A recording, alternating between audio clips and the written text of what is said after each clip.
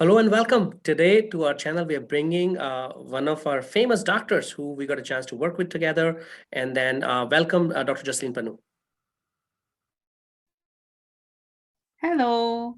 Hi, Rahul. How are you? Hi, everybody. I'm Dr. Jasleen Pannu. I'm from Columbus, Ohio, working here at Ohio State University. So very nice to meet you. Thank you so much for having me here with all your audience. I'm so excited to talk to them. Absolutely, Dr. Pannu. We are very excited to have you here today.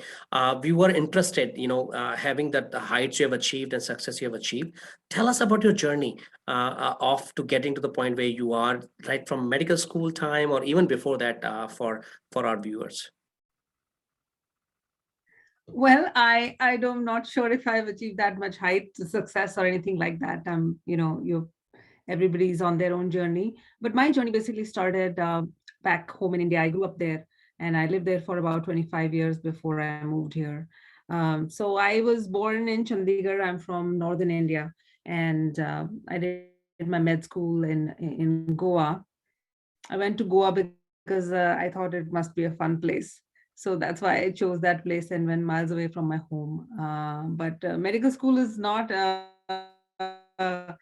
piece of cake. So I did what I did over there and had some fun, studied a lot. And then as I was there, trying to understand medicine and practice medicine myself, I moved also to New Delhi for about a year. I learned that I wanted to grow in a different healthcare system to make myself mature over there, and that's what brought me to the US. So there were friends around me who were preparing for the USMLE. Um, Not so much around my home, but in New Delhi, there's a lot of people who do that. And that kept me motivated. And here I am. Perfect. And you went through your residency, fellowship, and then another fellowship as well. So, what was the motivation behind picking up the current profession you picked up? And then tell us a little bit about your fellowships, what and where you did from. So my motivation has always been that present time.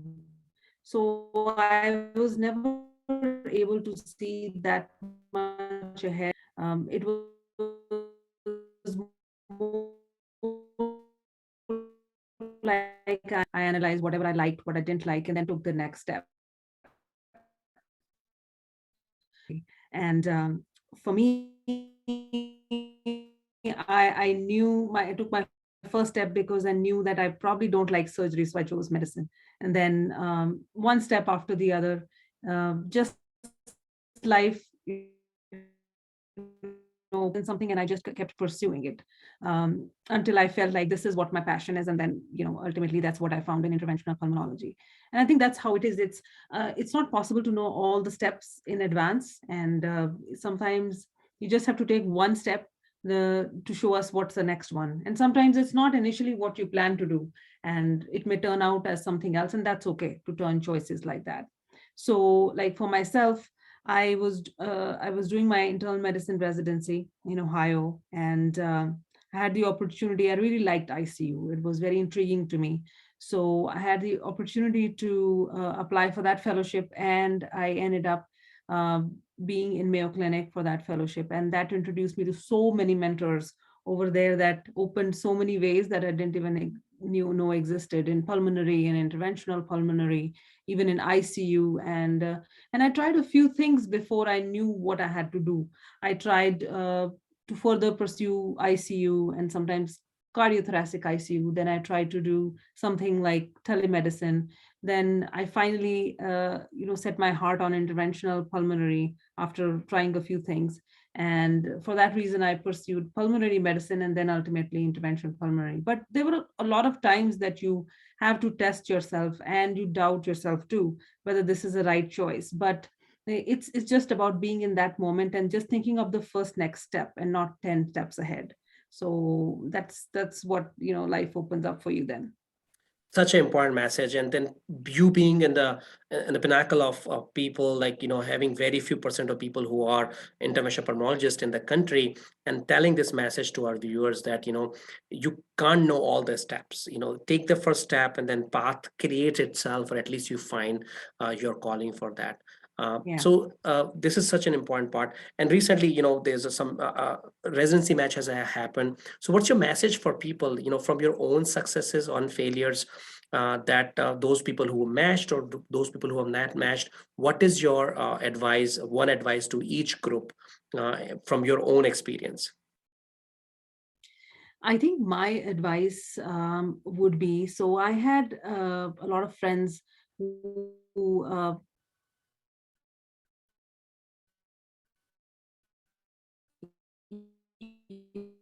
who we were together in this whole game of matching and not the other. My advice, or what I really learn through each step in life and relearn every time, is that it doesn't matter whether we succeed the first time or the fifth time, but what matters is the persistent to keep going.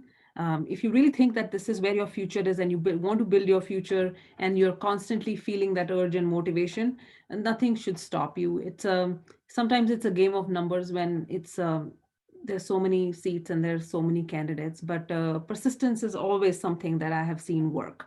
So if this is really something you want to do, then keep at it and do everything that is needed for it. Do your research, do your observerships, do your clerkships, do your publications, do your research, and get your contacts in order, get all your ducks in a row. Work hard towards your scores, and you'll make it. If not one year, then the other. So at this point, after now it's been about, so I think I went for my match in 2009 or 2010. So this is like 12 years later. It doesn't matter who made it in what year. So now everything is the same. So don't bog yourself down too much. Just keep a target and go for it. And then once you get one target, there will be another one set right next to in front of you. So just keep taking one step in front of the other. Very well said. Very well said. 12 years later, it's the same part. At the time, it feels like eternity. Like, oh my gosh, I did not match last year. I did not match this year. But now, everybody's in the same boat, and then they're doing the great work in Yeah. that regard. So that is such an important message. The people you mentioned about research, and many people in other parts of the country, they don't have that kind of exposure in medical school time, and I'm sure you do not get that exposure either. What has been, and now you have published, you have established, you're doing quite a bit few work in there. So what would be your advice now, knowing what you know now, for our viewers who are watching it, the importance of research in early part of their career, even medical school time, or before apply for residency? What would be your advice in terms of research from your experience? So by the time we get to do our own research, we are usually a little bit advanced in our career, and usually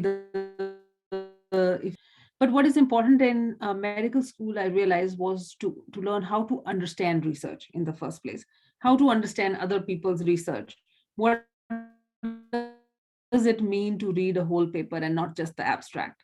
So what does it mean in all those words in analysis? So when I started thinking or doing, even just thinking really about research, was much later, actually, when I arrived in the United States. Actually, that's when I really learned what research would be. And I started with just reading papers and trying to find out what they really mean. And once you get a gist of that, then you can go towards the next realm of what part of it do you really want to be an expert in. What are the basics of study design and biostatistics, just basics. And if your heart is into going much deeper into it, you can. But still now, if as a scientist, as a clinician scientist, if you can read a paper and make just good sense out of it and understand what the authors are coming from, and what were their shortcomings, what were their strengths, and just even a gist of that, that's really it, which can start you up in research. And then sky's the limit after that. If that's where your career is, you can take it further into understanding masters and PhD in those subjects, as well as whatever field of research you want to be. But I think the first step is that in medical school, as well as early parts of residency, that's very important. I see a lot of young residents sometimes, as well as sometimes fellows, who don't really understand how to even read research. So I think that's important. No, very well said, and great points there, Dr. Pannu. Really appreciate your time with us today, introducing yourself. We're hoping to bring you back very soon on our channel to talk about you're involved in quite a few amazing stuff to help out the patients in need. So thank you so much for your time, and we really appreciate on behalf from behalf of our viewers. Thank you, Dr. Kashyap. See you.